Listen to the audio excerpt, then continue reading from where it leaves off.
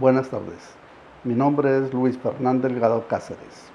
Soy médico cirujano de la Universidad El Bosque, con posgrado en Administración en Salud de la Universidad Javeriana, abogado de la Universidad Cooperativa de Colombia y posgrado en Responsabilidad Civil y Daño Resarcible de la Universidad Externado de Colombia.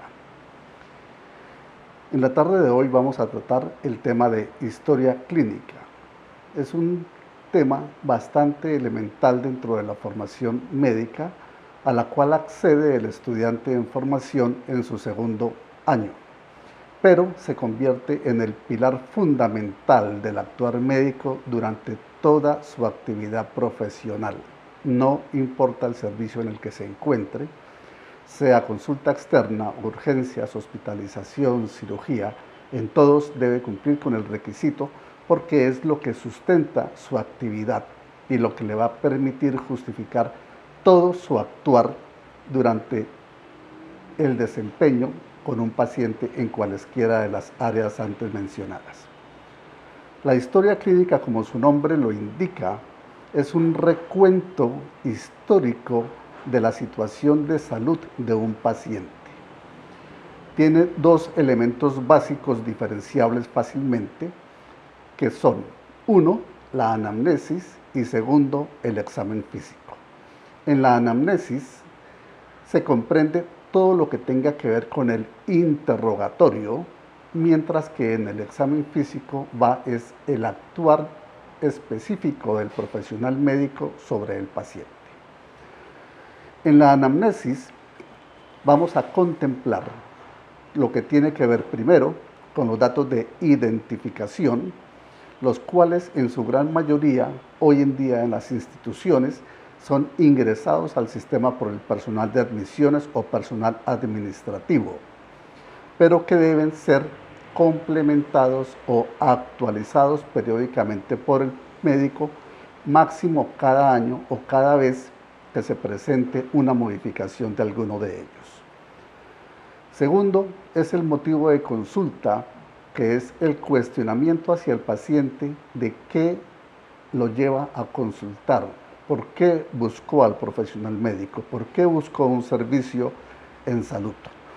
Debe ser muy sucinto y debe preferiblemente usar terminología médica que reemplace exactamente la queja del paciente o, en su defecto, las palabras del paciente escritas dentro de comillas. Seguido viene la enfermedad actual, que consiste en el desarrollo de ese motivo de consulta. Debe ser muy completa, no debe ser o no debe limitarse a un listado de síntomas, sino que cada uno de ellos debe desarrollarse cronológicamente desde que se inicia hasta el momento actual de la consulta. Unir todos los síntomas y se deberán incorporar todos los síntomas positivos que presente el paciente y aquellos negativos que sean pertinentes y que ayuden a hacer una diferenciación diagnóstica con patologías que puedan ser similares o confundirse en el momento de tomar una decisión diagnóstica. También habrá de incorporarse en esta parte todo lo que el paciente ha hecho para el tratamiento de su patología y todos los estudios que ha hecho o se le han hecho en las diferentes entidades en las cuales él haya consultado. Ahora, el paciente puede tener síntomas que correspondan a más de un sistema.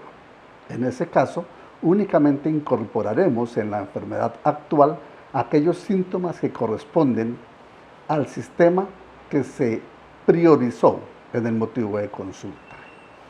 Los otros síntomas de los otros sistemas se van a incorporar en la sección siguiente, que se denomina revisión por sistemas, que, como su nombre lo indica, es una revisión en cada uno de los sistemas sobre todos aquellos síntomas que el paciente pueda presentar, para tratar de constituir también en ellos un cuadro que corresponda a una patología. Y también se habrá de investigar por todos aquellos que sean pertinentes de acuerdo al tipo de paciente con el que nos estemos enfrentando. Verbigracia. Si tenemos un niño Obviamente vamos a preguntar por síntomas de patologías infectocontagiosas que pudiera presentarse. Si estamos con un adolescente, preguntaríamos sobre la fecha en que empezó su actividad sexual. Si estamos con un hombre por encima de los 40 años, preguntaríamos por síntomas de prostatismo, o mujeres en esta edad por síntomas correspondientes a su menopausia. A eso nos referimos con pertinencia. En esta parte no vamos a colocar nada de lo que ya hayamos hecho en la enfermedad actual, porque se pretende que no haya duplicidad de la información. Seguimos con los antecedentes, que primero vamos a hacer aquellos que correspondan a la familia, porque vamos a averiguar sobre las posibles patologías que puedan tener un comportamiento de transmisión por herencia, por genética, y porque muchas de ellas tienen incidencia en el paciente, y además porque algunas que se han presentado en familiares pueden incrementar la incidencia o la prevalencia o el riesgo de presentar alguna de estas patologías. En estos antecedentes, cuando ya hemos satisfecho nuestra curiosidad en cuanto a los antecedentes de los familiares, vamos a continuar con los antecedentes personales, es decir, todas aquellas patologías que el paciente haya tenido. Empezamos con los antecedentes patológicos o médicos, sin excluir ninguno, inclusive aquellos que puedan ser considerados para algunas personas como demasiado superfluos o sin importancia, como las gripas o las enfermedades diarreicas, porque según el paciente pueden ser o pueden conllevar a la presentación de otras enfermedades. Verbigracia, una amigdalitis en un niño a la cual no le demos importancia, podría explicar, por ejemplo, el cuadro de edemas que tenga posteriormente y ser parte de una patología nefrológica. En un paciente que curse con un cuadro amebiano al cual no le hayamos podido poner atención, puede posteriormente estar consultando por dolores abdominales, por síntomas correspondientes a compromiso hepático, cuyo origen puede ser su proceso amebiano días o semanas antes. Eso hace que aún aquellas patologías simples tengan importancia y no deban dejarse pasar por alto. Obviamente, si un paciente ha tenido un proceso patológico, ese proceso patológico podría llevar a cirugía. Por tanto, todas aquellas patologías de susceptible manejo quirúrgico deberán tener consignado si ya se hizo el procedimiento quirúrgico y si ese procedimiento quirúrgico tuvo o no complicaciones. Igualmente va a pasar con los antecedentes traumáticos, porque también pueden derivar en procedimientos quirúrgicos abiertos o cerrados. Y si un paciente ha tenido una enfermedad, un accidente, una cirugía, obviamente podrá haber requerido transfusión, por lo cual será importante averiguar qué componente sanguíneo se le colocó, cantidad, y si presentó o no algún tipo de reacción transfusional y qué manejo recibió. Los antecedentes tóxicos, que serán siempre relevantes y no se limitarán solamente a si el paciente fuma o no fuma, sino también a si ha cocinado con leña, cosa que cada vez es menos común dado la masificación del gas natural, y a la ingestión de sustancias psicoactivas. Las alergias, que es un tema fundamental en medicina, porque hay pacientes que pueden realizar alergias a algún tipo de medicamento.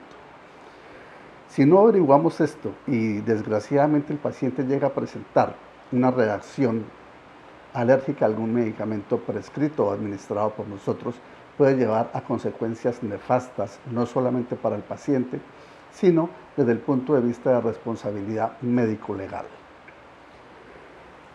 Esas alergias también debemos averiguarlas a otro tipo de sustancia, no solamente medicamentos, sino alimentos, animales, tipos de ropa, detergentes, sustancias químicas, que podrían explicar eventualmente el motivo de consulta de un paciente o en sus antecedentes para hacernos pensar que el paciente puede ser susceptible a algo que vayamos a utilizar durante nuestros procedimientos.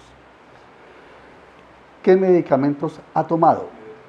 Obviamente habrá medicamentos que no necesitamos diferenciar el tiempo, la duración, la dosificación, verbigracia, analgésicos, sino que será importante saber si los ha tomado o no, lo cual nos dará más tranquilidad para usarlos en caso de que lo necesitemos. Pero habrá medicamentos como los antihipertensivos, medicamentos utilizados para diabetes, asma, síndromes convulsivos o patologías en las cuales el uso de fármacos sea crónico. Sí será importante determinar el tipo de medicamento utilizado, las dosis utilizadas y si fue necesario modificarlos, además de tratar de establecer por qué fue necesario el cambio. Si el cambio se hizo porque no se logró un control de su proceso patológico, será diferente a si el cambio se realizó porque el paciente presentó algún tipo de intolerancia o alergia. Si fue por el primer caso, es probable que lo podamos volver a utilizar en dosis efectivas si no se usaron en el primer caso, y en el segundo no lo podremos utilizar porque hay una contraindicación debido a su intolerancia o a su alergia. Esa es la razón fundamental de conocer a detalle en cuanto a ese tipo de medicamentos. Las enfermedades venéreas, que algunos los incluyen dentro del capítulo de antecedentes patológicos o médicos, otros prefieren hacerlo aparte por la connotación de salud pública que tienen. En este acápite es importante a veces explicarle al paciente qué es una enfermedad venérea, porque muchos pacientes contestan que no han tenido, pero cuando uno les indaga sobre si conoce qué es una enfermedad venérea, el paciente dice que no. Por tanto, siempre debemos estar seguros de si el paciente está entendiendo la profundidad o el contenido de la pregunta. ¿Qué medicamentos ha tomado? Ya lo anotábamos anteriormente. Los antecedentes ginecobstétricos, que obviamente serán solamente en mujeres, en los cuales empezaremos desde la menarquia o primera menstruación, la menagemia, que hace referencia al ciclo menstrual, para continuar si ha estado embarazada, cómo han terminado sus embarazos, abortos, partos vaginales, partos por cesárea, si han sido múltiples, si ha habido óbitos fetales, si ha habido mortinatos. Cuándo fue la fecha de su última menstruación, la fecha del último parto, la fecha de la última citología, última mamografía, en caso de que esto fuera pertinente según la paciente. Antecedentes epidemiológicos también serán importantes según el contexto en el cual nos encontremos. Para nuestro caso, que vivimos en una región de patología tropical, obviamente es importante tener en cuenta este aspecto e incorporarlos por la trascendencia que tienen ellos y la incidencia y prevalencia que existe en nuestra región. Sin embargo, también pueden ser incorporados en el capítulo de antecedentes médicos o patológicos. Los antecedentes hospitalarios se pueden dejar a lo último porque pueden incorporar la posibilidad de todas aquellas cosas que hayamos encontrado en los antecedentes. Sin embargo, puede darse el caso también que estos antecedentes hospitalarios hayan sido enunciados en cada acápite. Por ejemplo, el paciente que tuvo una hemorragia de vías digestivas y recibió tratamiento hospitalario en el hospital de la localidad. Si ya se denunció en este momento donde estuvo hospitalizado, obviamente no será necesario incorporar nuevamente el capítulo de antecedentes hospitalarios. Cuando nosotros llegamos a esta parte, estamos terminando la anamnesis. En este momento el médico debe tener ya idea de qué tiene el paciente, cuáles son las posibilidades diagnósticas que se derivan de su enfermedad actual y que se derivan de revisión por sistemas y de antecedentes. Si no hay certeza en el diagnóstico, sí debe tener impresiones diagnósticas o posibilidades diagnósticas antes de pasar al examen físico. Los grandes semiólogos siempre han dicho, es preferible una anamnesis de 1 hora y un examen físico de 10 minutos y no al contrario, porque cuando hacemos una buena anamnesis, nosotros sabemos qué vamos a buscar al examen físico. Si terminamos nuestra anamnesis y no tenemos idea sobre qué pueda tener el paciente, llegamos perdidos al examen físico y muy seguramente no vamos a encontrar lo que estamos buscando o no lo vamos a ver así sea evidente.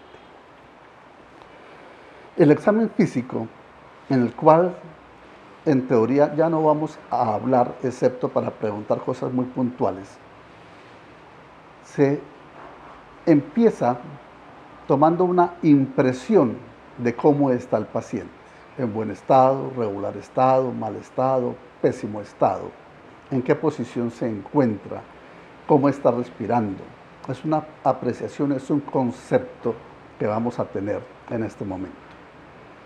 Vamos a tomar los signos vitales y no vitales. Vitales son aquellos que indican vida: tensión arterial, frecuencia cardíaca, frecuencia respiratoria, temperatura, oximetría. No vitales: peso, talla, cintura, cadera, y con estos podemos obtener el índice de masa corporal y la relación cintura-cadera, que se utilizan mucho en el manejo de pacientes con patologías crónicas. Posteriormente vamos a hacer el examen cefalocaudal. Quiere decir que empezamos en la cabeza y terminamos en los pies. Dos excepciones a este orden. Primero, niños muy pequeños. ¿Por qué? Porque colocarle a un niño muy pequeño un bajalenguas para mirar orofaringe, que puede ser bastante molesto porque va a inducir náuseas y a veces vómito, hará que el niño después no nos vaya a colaborar. Segundo, colocarle un cono para mirarle sus oídos para una otoscopia también puede ser molesto para el niño pequeño y lo puede también volver reacio hacia el examen físico. Entonces, en estos niños empezamos el examen por cuello y al terminar dejamos para el final cabeza, de forma tal que si el niño va a llorar después que le miramos orofaringe y hacemos la otoscopia, fácilmente lo vamos a pasar ya a la mamá para que se calme y esté tranquilito. Y al estar tranquilo el niño, la mamá también lo va a estar. Y la segunda excepción, que ha sido una recomendación de la Federación Diabetológica Colombiana, que en pacientes diabéticos se empiece el examen por los pies. ¿Por qué? Por el gran impacto que tiene el compromiso angiopático en estos pacientes y porque en muchos casos el examen y el compromiso del pie diabético pasa desapercibido por no examinarse. Entonces se ha hecho como recomendación, no es una camisa de fuerza, pero sí es una recomendación para que se haga de esta forma. Al terminar el examen físico, nosotros habremos de haber confirmado con los hallazgos lo que obtuvimos durante la anamnesis. La mayoría de semiólogos indican que se debe hacer una reflexión sobre la sumatoria de síntomas y signos que tiene el paciente como positivos. Y algunos han llamado a esto el diagnóstico semiológico, sumatoria de síntomas y signos, lo cual nos va a permitir formar un diagnóstico sindromático y posteriormente, en algunos casos, no en todos, el diagnóstico etiológico. También, como en la mayoría de pacientes, podemos tener varios diagnósticos. Habremos de hablar de un diagnóstico principal, que es el que va unido a la enfermedad actual, y diagnósticos secundarios, que son los que se pueden derivar de revisión por sistemas antecedentes y hallazgos al examen físico. Diagnósticos diferenciales, en los cuales tendremos aquellos que se derivan de la enfermedad actual, en el cual va a aparecer la presunción diagnóstica principal y otras patologías que pueden considerarse también factibles que el paciente las tenga y que necesitamos diferenciarlas para poder llegar a la presunción más posible o al diagnóstico correcto. Tendremos diagnósticos de ingreso o egreso, que como su nombre lo indican, corresponde a la presunción diagnóstica que se hace cuando el paciente ingresa a la organización, a la institución, al servicio, y el diagnóstico de egreso cuando sale de la institución. Puede ser el mismo o puede modificarse. Diagnóstico preoperatorio o posoperatorio. cuál era la posibilidad diagnóstica cuando el paciente ingresó, cuál fue el diagnóstico cuando el paciente salió de cirugía. Entonces también tenemos variedad de diagnósticos. Después tendremos que hacer un análisis de todo esto para entrar a determinar qué vamos a hacer con el paciente, tomar nuestra conducta. Manejo ambulatorio, si estamos en consulta externa, o lo podemos mandar a urgencias para observación, puede ir a hospitalización, cirugía, cuidado intensivo. Entonces, todo dependerá del análisis que nosotros hayamos hecho. Hemos hecho en forma muy breve lo que es la historia clínica. ¿Por qué la importancia? Como lo dijimos al comienzo, es la base del actuar médico. De ahí se desprende todo lo que vaya a hacer ese médico con ese paciente. Debe ser lo suficientemente clara, concreta, completa, conducente, para que inclusive cualquier otro médico que la lea esté en capacidad de llegar a las mismas posibilidades diagnósticas sin necesidad de volver a interrogar al paciente. Y las posibilidades diagnósticas deben ser las mismas cuando la historia clínica ha sido completa. ¿Por qué hacemos tanto énfasis? Porque también tiene una connotación médico-legal. Es decir, cada vez con mayor frecuencia observamos, no solo en Colombia, sino en el mundo, que el tema de responsabilidad médica ha ido en aumento. El acceso al conocimiento que tienen los pacientes o en general las personas hace que cuestionen cada vez más al profesional médico y que pregunten más sobre qué tienen, qué pueden hacer, cuáles son los posibles tratamientos. Eso en una época hace muchos años no se hacía. Hoy en día es común dentro de la práctica médica que los pacientes interactúen más desde el punto de vista cognitivo con los profesionales médicos. Si el médico no le da la información completa al paciente, esto podrá ser algo que le represente a futuro problemas de tipo médico-legal a ese médico. Entonces, ¿cuál es el argumento que tiene el médico para defenderse en su actuar médico? La historia clínica. No hay más. Si en algún momento ese médico debe presentarse en alguna instancia jurídica, llámese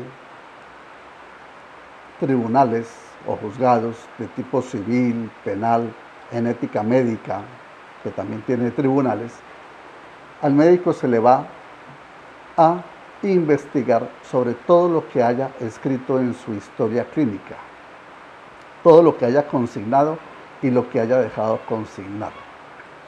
Es natural que un interrogador, un magistrado, un fiscal o un juez no va a aceptar que un profesional le diga, por ejemplo, yo pensé que ese paciente tenía tal problema y resulta que el médico vio a ese paciente hace 5 años. No es posible que dentro de tantos pacientes que un médico vea se vaya a acordar qué pensó exactamente de X paciente 5 años atrás. Entonces, todo lo que pueda hacer dependerá de lo que haya escrito en la historia clínica. Por eso la importancia de que este documento sea completo, concreto, objetivo, conducente, claro, objetivo, para evitar cualquier tipo de problema legal, no solo para el paciente, sino para el médico. Por eso es que hoy en día la definición de historia clínica es que es un documento legal, sometido a reserva, es privado. Quiere eso decir que no es público, su acceso está limitado al paciente, al personal de salud que trata al paciente, no a todo el personal, sino al personal de salud que trata el paciente, a las autoridades en los casos plenamente establecidos por norma legal y a aquellas personas que sean autorizadas por el paciente que sea capaz legalmente. Un paciente es capaz legalmente y se presume que es capaz cuando es mayor de 18 años. En caso de los menores de edad, es el padre, el tutor legal, quien tiene la potestad de decidir quién puede tener acceso a la historia clínica. Ahora, la historia clínica es del paciente, por eso es que no se le puede negar entregársela al paciente, a nadie más, excepto autoridades y a las personas que el paciente previamente haya autorizado. Es legal porque puede ser utilizado por autoridades en procesos legales, en procesos jurídicos y tiene plena validez. Y es sometido a reserva porque su acceso es limitado, como ya lo dijimos. Por eso también se considera que es un documento privado. Debe existir todo paciente que haya asistido a una consulta debe tener historia clínica, que esta historia clínica podrá ser manual en aquellas instituciones en las cuales no cuenten con un software o puede ser computarizado, pero siempre deberá existir y cumplir con todos los requerimientos establecidos en la norma emitida por el Ministerio de Salud. Recuerden, todo debe estar escrito y los diagnósticos deben ser muy claros, porque de ahí va a depender el accionar del profesional, del médico en nuestro caso. Habrá códigos que están incorporados dentro del CIE-10, pero que tienen poca aplicación como aquellos que empiezan por R o por Z. Por Z manejamos muchas actividades de promoción y prevención, pero que desde el punto de vista epidemiológico no tienen un peso, por lo cual para diagnósticos principales vamos a utilizar diagnósticos precisos, excepto, por ejemplo, en los casos en que estemos en actividades de promoción y prevención, donde obviamente estos diagnósticos de promoción y prevención van a ser los que van a imperar. Pero si no estamos desarrollando actividades de promoción y prevención, sino una actividad de consulta externa general, el diagnóstico debe ser lo más preciso posible para efectos de cuestiones de tipo epidemiológico que le van a servir no solamente a la institución, sino para tomar medidas de salud pública. Ahora, ¿qué pasa cuando un paciente se traslada de EPS o de ciudad? Él puede pedir su historia clínica a la EPS y llevarla a la nueva entidad, o la entidad puede enviarla a la nueva entidad. Eso también puede suceder cuando una EPS o una institución se liquida, se acaba, se envían las historias, si es posible, al paciente o se envían a la nueva entidad o a la Secretaría de Salud para que las guarde. ¿Cuánto tiempo debe estar guardada una historia clínica? Han cambiado un poco los términos, pero en general hoy en día podemos hablar que requiere estar 15 años guardada. 5 años en el archivo de gestión, es decir, mientras el paciente esté consultando. Una vez pasan 5 años desde la última atención, la historia pasa al archivo central. Y una vez permanezca en este archivo durante 10 años, podrá ser eliminada. Pero para ser eliminada, obviamente, deberá elevarse un acta en el cual quede constancia de que se hizo ese tipo de actividad una vez cumplidos los requerimientos legales. Habrán otras historias que se van a guardar eternamente, digámoslo así. Son aquellas de importancia histórica, de los próceres, de las grandes personalidades del país, no solamente políticos, sino artistas, deportistas, científicos, es decir, aquellas personas que representan o son representativas del país en cualquiera de estos ámbitos y que por interés por lo que han sido o lo que han representado estas personas merecen ser guardadas. Las que no estén o estemos dentro de este rango, cuando cumplan los requerimientos de ley, deben ser eliminadas. Para concluir, podemos decir entonces que la historia clínica es el principal elemento del actuar médico en cualquiera de sus ámbitos, que le va a representar, respaldar todas sus actuaciones, que van a justificar todas las decisiones que tomó en bien de ese paciente y que eventualmente van a permitirle defenderse en cualquier ámbito jurídico al cual pueda ser llevado por el paciente o por los familiares del paciente.